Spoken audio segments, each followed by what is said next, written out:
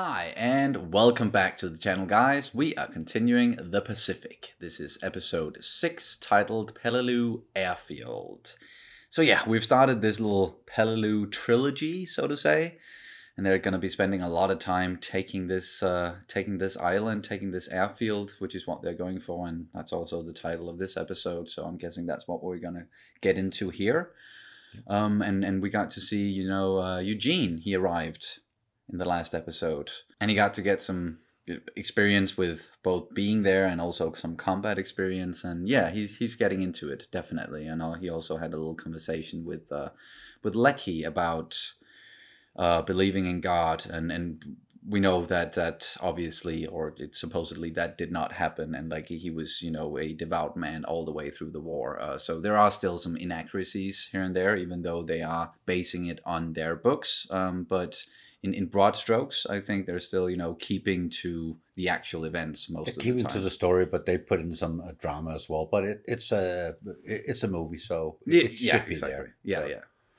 And Peleliu Airfield, yeah, that was all about. It's an airfield placed a little north of the Philippines, or out in the Pacific. Nothing's just a little bit north of something, but yeah. It was to protect the landing on the Philippines. But as I said earlier, maybe they shouldn't even have done that. But we'll see how it goes with this episode and what happens. Yeah, with the rest of the campaign and everything. Yeah. So yeah, unless you have anything else, I think we're just gonna jump straight into the episode, and then we'll not get started on anything. So no, we'll watch it, and I'll talk about stuff afterwards. Yeah, a little bit less.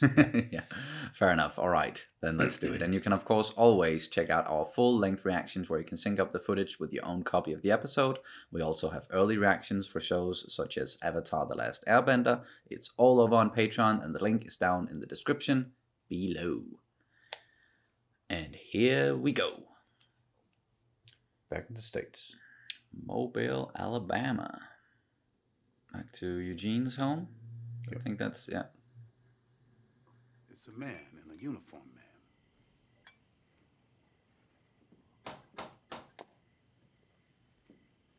Oh no, they probably think he's there to tell them that. Oh yeah, you do not want to have a visit in a uniform. Oh!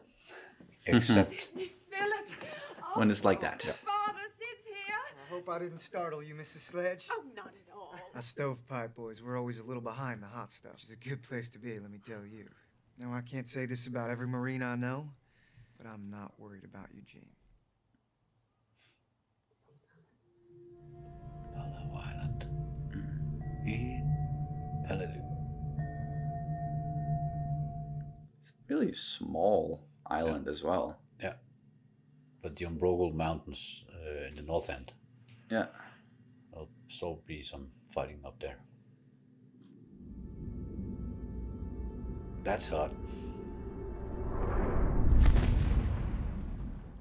105 to 115 degrees Fahrenheit is like around 45 degrees Celsius. Ugh, yikes, yeah. That's hot. Word on Hoosier? Well, we got hit pretty hard on the beach. We're still sorting out the casualties. Let's go. No word on ours, though. Damn it, I just want some fucking water.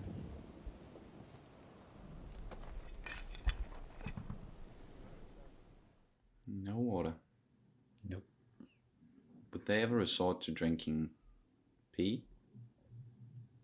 No. If they had to? Probably someday, but no. No. Ah.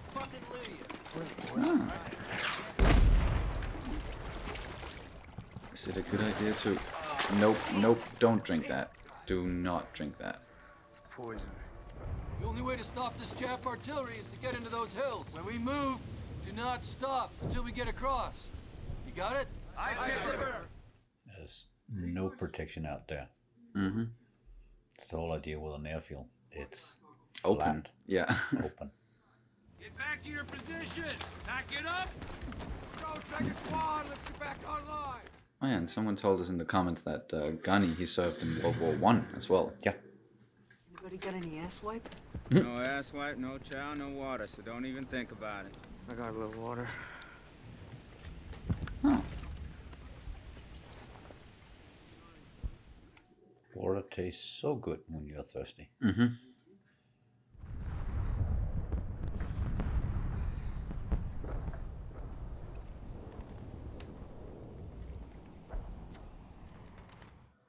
Calm your nerves. Oh, shit. Left down! Move on! It's a real killing ground. Yeah. Fucking sitting ducks. See you on the other side. Let's go!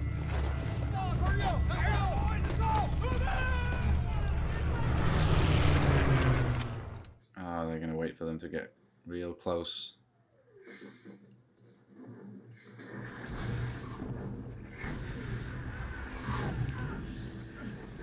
They already prearranged mortar fire and artillery fire in that area.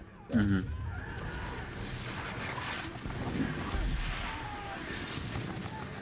And there's absolutely no cover.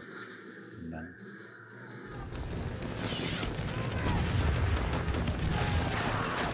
Oh, fuck.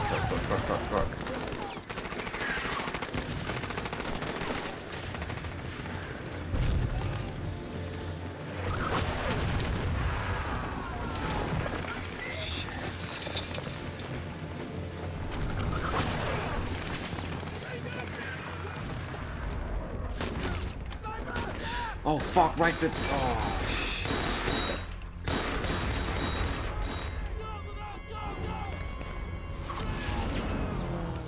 There's a lot of that as well.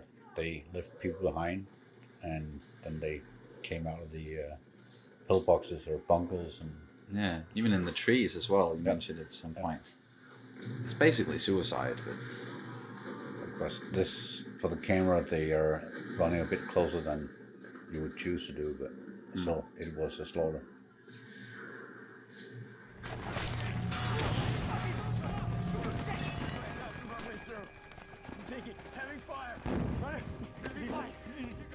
yeah, they got him in the arm.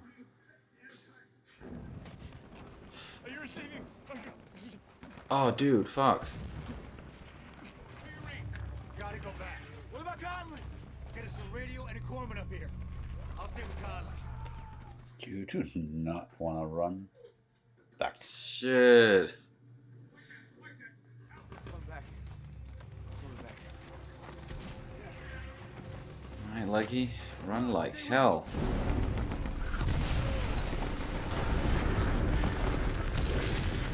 Supposedly he was never called Leggy, he was more or less always called Lucky. Ah, okay.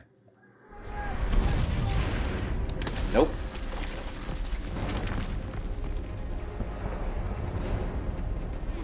We need a corpsman and a radio.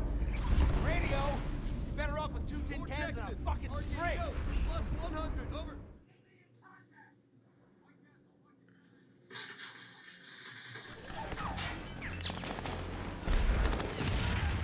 They really need to check out that pillbox. Yeah.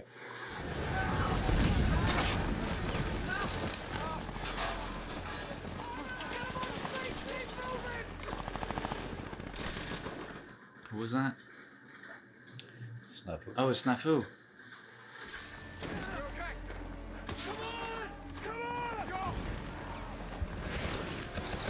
Oh, no. Yeah.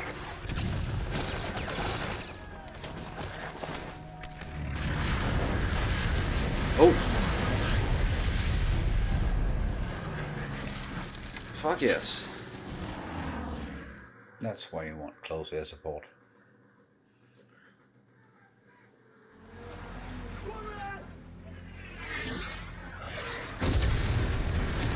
Whoa.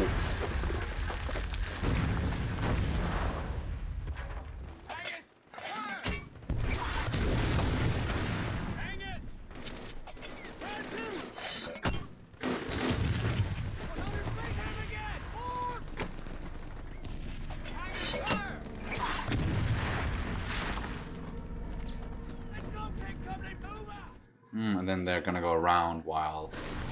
Oh no, fucking... Oh. Was that Gunny? Yep. Damn. That got personal. Yeah, fuck this guy in particular.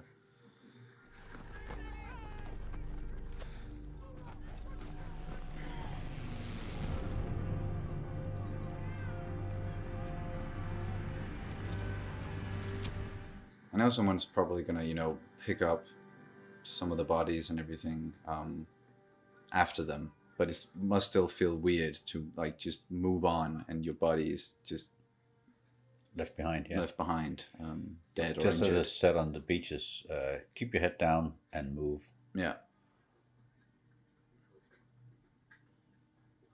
That's an Amtrak.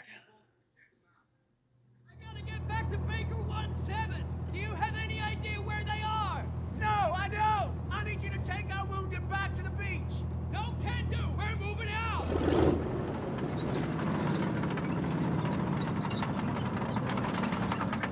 No, you are not. Hold here till we load our wounded. Then you can move your ass wherever you want. Yes, sir.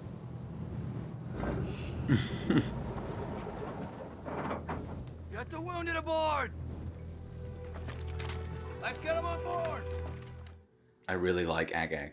Yeah. Good officer. Ah, shit.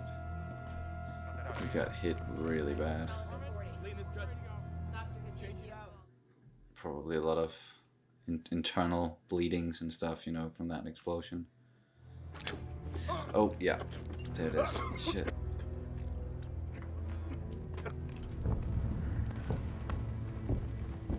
Dextrose, take one now. Save one for the morning. Just some sugar. Yeah, dextrose, that's, yeah. Some of the lighter wounds were called $1 million wounds because light wound and getting shipped back home. Oh, yeah. Second platoon, LP, let's go. I can count the Japs from here. Hey, Daniel, did you hear me? Gunny, I said, find someone else for me. I need Daniels here. Skip. Doc, Daniels is gonna come and help you count bandages. Maybe get a little shut-eye. Sir. Yeah, he's not all there. No.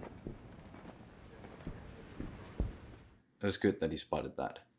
Like, nope, not that one. So we're coming across that airfield today. I've never been more scared in my entire life. And we're all afraid. All of us. I have to believe that every step across that airfield, every man that's wounded, every man I lose, that it's all worthwhile because our cause is just. Of course, if a just cause came with some hot food and cold water, then it'd be okay too. You'll be all right. Just remember your training. Yes, sir. Pork chops. Pork chops. That's my Breville ST661. thank you. Nice. Yep. Pork chops. Oh, the dog. Thanks, Sledgehammer. Jesus Christ. Don't worry, we got a nickname for you too, Bill Lady. We call you Ball Peen Hammer. It's like a little hammer for a little man. Keeping morale up by breaking some balls. Yeah. He's just thinking of something else. Just for a little bit. Oh no, I can just got it. Sure. Get your map ready.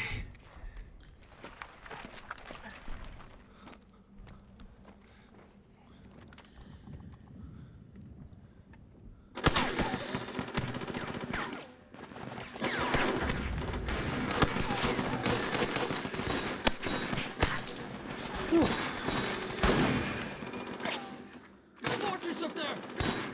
Dug in their caves and all that stuff, so Got way too much cover.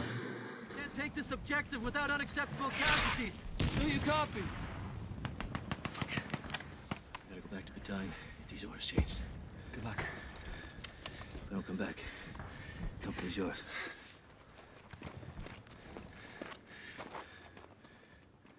I hope he comes back. Do you think he'll come back?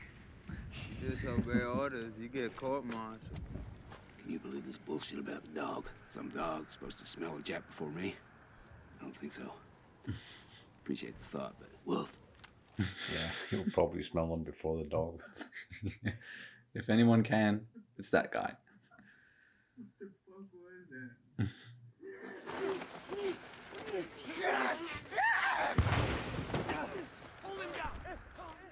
That's not good. Just don't kill him. Boom. Yeah. Fuck. You do not want to have to do that. Shit, that sucks. I guess better him than all of us. Sledgehammer's right. Hey, Peaches, you gonna waste those? Hey. You made it? Could say the same about you. Hear any word about Hoosier?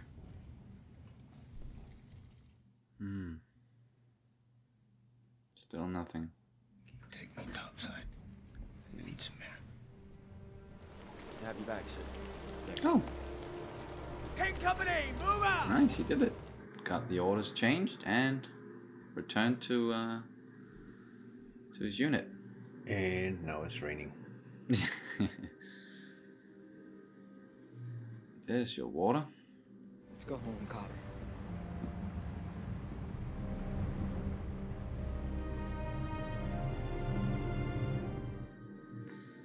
Going home to the States? Probably, yeah. Damn.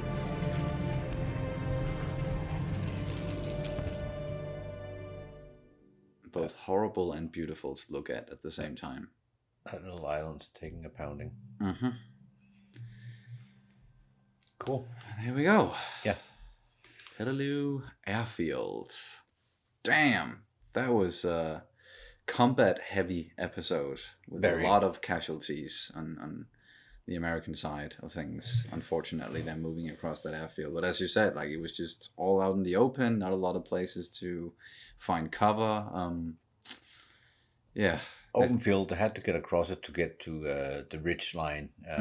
And at the ridge line, the whole mountain area, they already set up positions. They had fields of fire with both machine guns and mortars and artillery aiming straight down at the airfield because they knew they had to cross that one. So that was it was taken, but with some heavy losses from the Marines getting across that place. Unfortunately, but at least Agag, he was able to change that order. That, you know, so they didn't have to move into those very heavily fortified hills, because he saw, rightly so, that we're going to lose a lot of people here, unacceptable amounts of casualties. So at least he got it changed, and now they're moving around it, or no, they have to take that the whole area called the Bruegel Mountains. That was that probably come in the next one, but they nicknamed it Bloody Nose Ridge. Okay. Because they couldn't really get into that whole area. The Japanese, at the other places, they tried the attacks and all that, but especially at the Peleliu, they dug in very much in the Bruegel Mountains. Mm-hmm. And there were a lot of caves there, and they had a lot of pillboxes or bunker-like positions, and the whole area was also with a lot of tunnels between the caves, and of course, 6 stories high into the mountains, so they could move up and down. And they made some, just like in the pillboxes, they made some very sharp curves or turns on some of the tunnels. So if you tried to shoot into the tunnels, the grenade would hit the back wall. If you tried to use flamethrowers, they couldn't really get the flamethrower into the caves or the bunkers and places like that. So they could stay alive in there. The Japanese could stay alive in there, and then after the bombardments and when the Marines came up again, they would just come out of the hole and start shooting again. Yeah, just poke their heads out again and then start shooting. So they're really well prepared, it seems then. Yeah. They must have had sufficient time to, you know, dig out all those tunnels. They kind of expected the attack on Palau Islands earlier, but the Marines first went up and took the Marianas, and then that kind of added a little extra time to prepare in that area to set up a whole defense. And they changed the tactics from the Banzai attacks. They knew that, well, Banzai attacks, they will still happen every now and then, but that'd be the last resort. Here on Peleliu, they kind of said, well, they took the more Western approach to killing their soldiers. They added that little thing called purpose. I mean, let it be purpose to when you kill the soldiers. And some of the Banzai attacks were pointless. They just got people drunk and got them out there. Yeah, just threw people at the enemy just in droves instead of actually trying to, figure out a strategic way to go about things. But that is what they're doing here then. As a last resort as well, they still have this, we don't want to surrender, want to fight for the Emperor. So as a last resort, they might add the Banzai attacks. And there was a rumor about some of them being drunk during the Banzai attacks. And I think in Guam, they came across a lot of the Japanese being quite drunk on sake and stuff like that.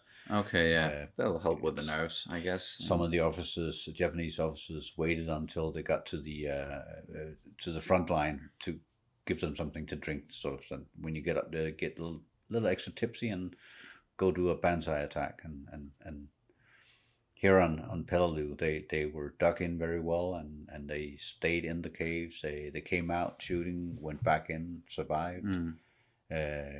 Also left some people behind as kind of like, basically not suicide bombers, but suicide fighters in a way. So there's still that element that even if you find yourself kind of left behind, or you are, in the middle of like the enemy and the Marines, then you just poke your head out and you try to kill as many as you can.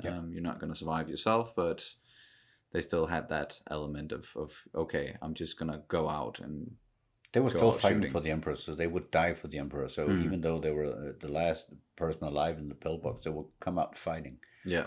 And because the pillboxes were made in the way they were, you could actually bomb them, throw grenades in there, and there would still be one or two guys surviving and coming out. And then they also deliberately made people stay behind undercover and then coming out later on. Okay, so it's not just people who didn't move fast enough or got overrun. Like they're actually telling people to, okay, hide, and then when the enemy is very close, that's when you just start shooting. Yeah, and also tried to do infiltration. Maybe we'll see that later on, but they tried to infiltrate during the night. At night, sometimes they did the counterattack, like a Banzai counterattack more or less, but other times they tried to do the infiltration.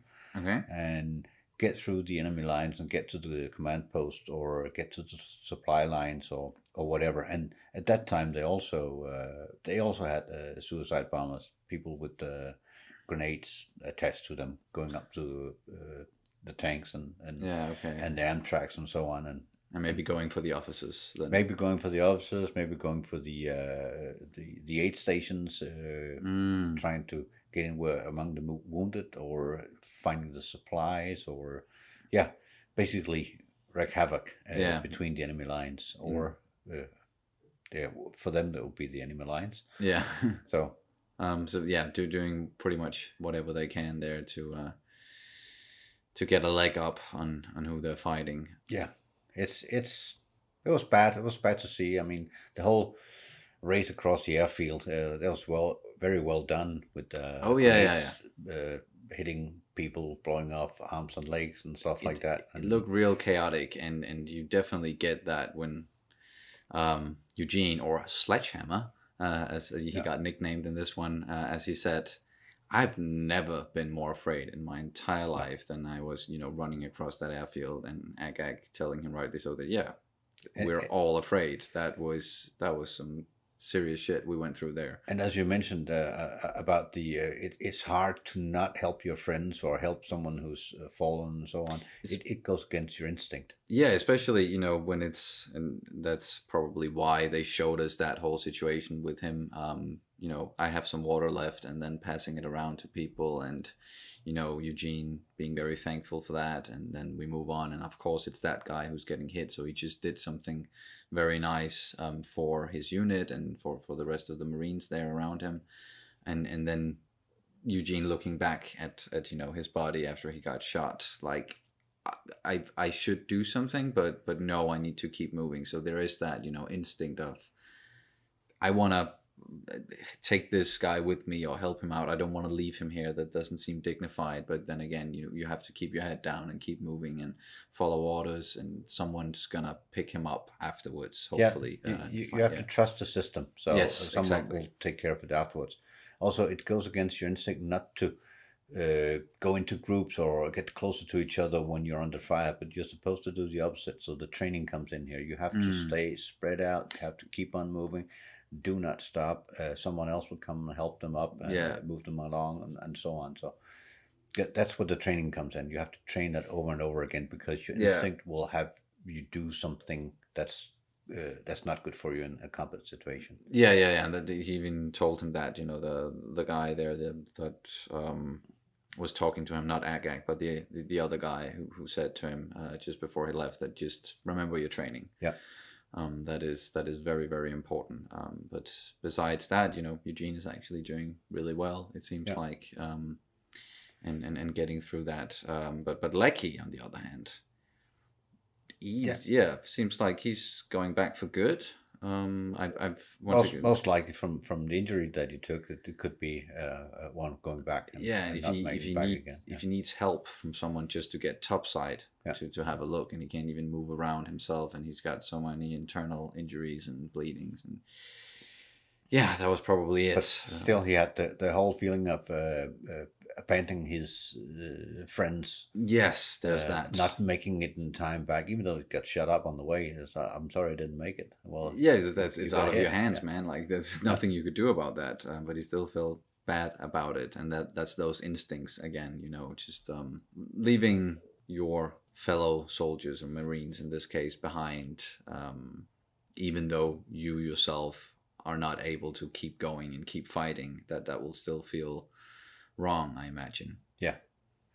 So they got it was again a good episode. Showed the horror of war, at the same time touching on how they survive together as a unit and what they have to do, and so on, and the whole Peleliu fighting, they show it very well. I mean, it's kind of what I expected in my mind reading about it. Yes. This coral island where there's really nowhere you can dig in, or when grenades hits, you'll have the coral. Adding to the shrapnel, and people getting hurt even more, and the whole horror behind it. And they lost a lot of soldiers on Peleliu. A lot of Marines got either injured or killed in this episode alone, unfortunately. And they even had to kill one of their own who kind of lost it there in the middle of the night, where yes, you can't have someone making that much noise, because then the enemy is going to know where you are, even if they did have a dog there to sniff it out, and Gunny, who's apparently better at sniffing out enemies than a dog, you know, that's just according nice to himself. That was a nice little thing, and they do still have these moments of levity sprinkled in there, where as I also said, like it'll maybe do something for morale, or just make them think about something else, focusing on stuff like that and coming up with nicknames. And there'll still be banter, and there'll be one-liners of such a caliber that they wouldn't make it one day on social media today, because they're not for public use. No. They're not trying to be, just politically correct or anything like that. It's just trying to survive. And that's what they had to do with that one guy. And unfortunately, that ended up, and they knocked him, tried to knock him out or silence him, but ended up killing him. And as both Eugene and Snafu said, like it was kind of a situation of it's either him or us, potentially. You do not want attention, and you need to shut him up somehow. And this was not the way, but it was just to show the situation they were in. I mean, I don't know if that happened that way, or It was just again extra drama for this whole series, or yeah. I could imagine something like the whole that. concept behind it probably happened somewhere, maybe Yeah, even yeah. more than once, but because these guys were losing it, and you don't want to draw attention to where your unit's at, so you have to shut them up. Yeah, if it's a guy like that, or even that one dude who was counting dead Japanese, and then Ak, he kind of spotted him and was like, yeah, he's out. He's out. Yeah, he needs to go back and count bandages instead, or something. Need to go back and find his marbles because they left. Yes, they left somewhere out behind him. Yeah, exactly. So yeah, a lot of that, a lot of casualties in this one, unfortunately, and they still have to keep going. There's still another episode left in this little Peleliu arc, where we are probably going to move into the mountains, as you said. I'm just quickly going to look at it's called Peleliu Hills. So yeah, that sounds very... that's in Brogan Mountain, or the hills there. It's several hills or ridges that they have to fight. What did they call it? Bloody Nose? Bloody Nose Ridge. Yeah. Okay, yeah. Actually, one point was where they called it Bloody Nose Ridge because they tried to attack up the hill, and they couldn't. They got blasted. Yeah, just got a bloody nose. They nicknamed the whole area for Bloody Nose Ridge as well. So yeah, because they took a beating, which kind of apparent. So that will be they will take the most of the island, and the Bloody Nose Ridge will still be in there as a pocket of Japanese fighting. Oh, okay. At the end. So it was supposed to be a 4-day attack, and it took quite a bit longer. It took quite a bit longer, yeah. So, as you've also said, like, did they really need this place? Just in hindsight, that's still something, for historians to analyze afterwards. But while you're in it, you need to focus on also what Agag said, like, why are we doing this? I need to believe that, or we need to believe that our cause is just. What we're doing here is right. Otherwise, how can we keep going? Once you sort of initiate the attack, you have to go. And you can't start questioning it, especially just on the ground as a Marine, while you have to do your job. And we've been talking about that you need to let go of some of your instincts, trust your training, trust your orders, trust the system. So they can't start questioning everything right there and then. No. I mean, the whole overall plan was actually supposed to be that was made sense to take that airstrip there, but the whole attack on the Philippines kind of went ahead, and at that point, the Japanese weren't strong enough to sort of launch any attacks from the Peleliu Island or the area around it. So that's why the question is: should they have spent time, or should they just have gone around it and left them there? I mean, historians can take a look at that and come up with a conclusion at some point. We luckily don't have to. So we don't have to watch a good series about the Pacific, and I also like they show Agag as a good officer. The whole episode with the Amtrak standing out in front of it, so no, not going without or casualties. I mean, I kind of like that they put that little stuff in there. That probably also happened. People being decent people. I mean, I'm pretty sure that happened along the way. I'm pretty sure as well. And he even took it upon himself to go, scout out the hills. Yeah. And I was very afraid for him there and then, especially because they made such a point, of showing us how good of an officer he is, and just his men are trusting him, and then he goes ahead and does something like this, and I could just imagine him getting shot right there, and then they would have to retreat. But thankfully nothing happened to him, and just when he went back to change the orders and everything, nothing happened to him there either. He got back, and he's just doing a really good job, which is that's good to see. It's a balance between being in front and going back and doing that stuff. So but it's good to see he's balancing that pretty well. Also, last time I talked about the landing crafts, or you said bathtubs. I think they called them Higgins boats. I looked it up afterwards. So that's a good story for you to read about the Higgins boat. There's a guy called Andrew Higgins in the States. He made these flat bottom boats that could sort of transport troops and sail all the way up to the beach. Yeah. And he actually went from just making a few of these to being contracted by the Marines to making a lot of them, or the U.S. military. So he had everyone in his local community working on these boats. Yeah. And they're made of wood, actually. The first one, the Hicken boats, they're made of wood. Oh. Except for the front that pops down. That was that was steel. You could hide behind it, but the rest was wooden boats. So that's a good story for you to read about. If you Interesting, want to yeah. I'll have to Andrew look Higgins into and that, Higgins boats, and later on they made the Amtrax, which is actually landing craft, but with belts on it. They're tracked vehicles. Looked very unique. The one that was in this episode, especially compared to some of the ones that were being used in the European front. We saw in Band of Brothers. They were way smaller. Yeah. As well, and just that was also looking. Higgins boats. Oh, okay. So they were called different Higgins designs. Boats. But they used them for landings there. But of course, the Marines and the whole island hopping thing during the Pacific War, they needed a lot of landing boats landing crafts because they had to do a landing over and over and over again. Yeah, they couldn't. Small islands. So yeah, it wasn't just like landing at Normandy and then you are on the ground and then you're moving on the ground most of the time. Just like we saw in Band of Brothers. Once again, this is island hopping, so it's different. So they make ships, landing ships for tanks that could sail quite a bit in there and then open up, and then tanks could wait the last bit in, or they could have Amtrax on it that could move further on in because they couldn't get across the coral reefs. It can be challenging moving around in this environment. Definitely, it's quite apparent as well. Yeah.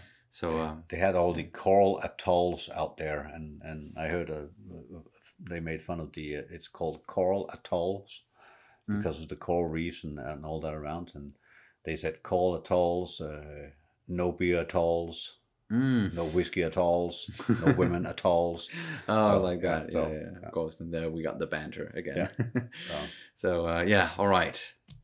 I think that's gonna do it for this. I better shut up. So no, you don't have to shut up. If you have more, but we can save it for some of the other episodes as well. Something for the other ones. So. Yeah. All right. Good episode. Once again, nice to watch this. Yes, very much enjoying this still, and enjoying all of your comments as well. And thank you so much for being here and watching this and listening to us talking about it afterwards. It's definitely a highlight for us, like each week doing this. But yeah, that's going to do it for this reaction and review of The Pacific, Episode 6, Peleliu Airfield. Not Landing, that was the first one. We've got Landing, Airfield, and then Hills. That's the one coming up. But yeah, thank you guys so much for watching once again, and we'll see you very soon. Bye.